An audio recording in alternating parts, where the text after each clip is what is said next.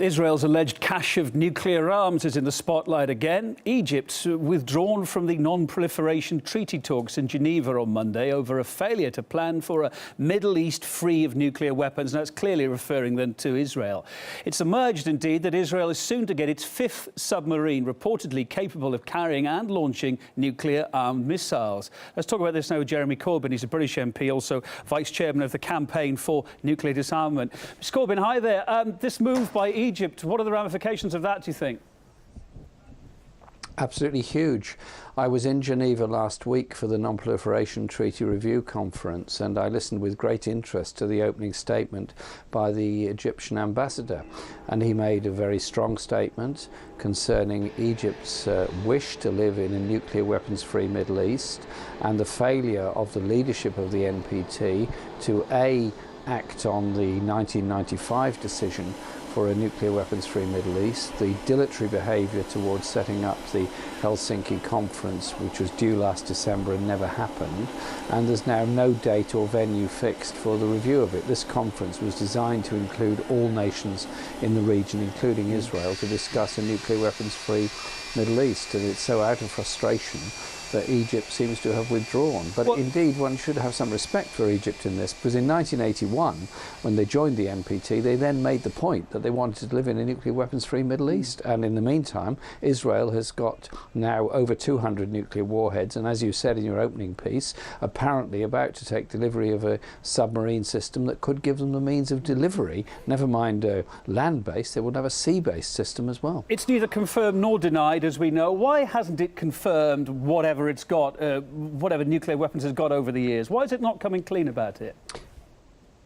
Well, they've never signed any of the treaties relating to disarmament or nuclear weapons testing or anything else, and they've never officially admitted it. We first learnt of the many suspicions people had about Israel's nuclear facilities when the Dimona reactor was developed to apparently produce weapons-grade uranium, when Mordechai Vanunu told the rest of the world that Israel was indeed developing nuclear weapons, and Mordechai Vanunu spent nearly 2 decades in prison as a result of that, including 13 years in solitary confinement, and is still under restriction in Israel as a result of telling the world the truth. And I think this shows that the USA continues to fund Israel to a massive extent, and Israel, without being a member of the NPT, appears to have almost a veto over its actions in trying to develop a Middle East free of nuclear weapons. Are we anywhere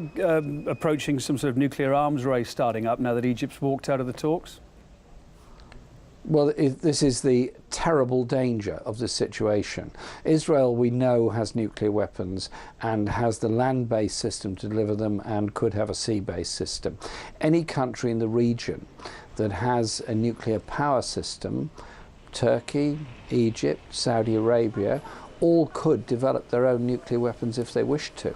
And Egypt, I hope, does not develop nuclear weapons. I hope nobody develops nuclear weapons. But clearly the danger now is of a nuclear arms race in the Middle East, with all the terrible consequences that could bring about if ever they should be used. We need urgent action now, particularly by the USA and the other 4 declared nuclear weapons states, to take steps for their own disarmament, but above all to hastily convene this Middle East nuclear weapons conference. And what should Israel be doing? Israel should decommission its nuclear weapons, join the NPT, and get on board with the rest of the world in trying to develop a nuclear weapons-free world. Let me put it another way. Is there anything that could make Israel do that? Because it's not going to do it unless it's pressured, I guess.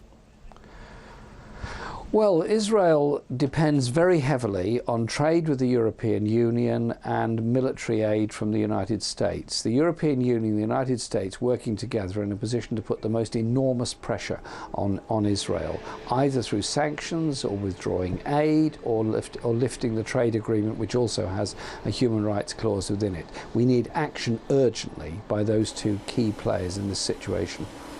Jeremy Corbyn, thanks for your time tonight. It's good to see you.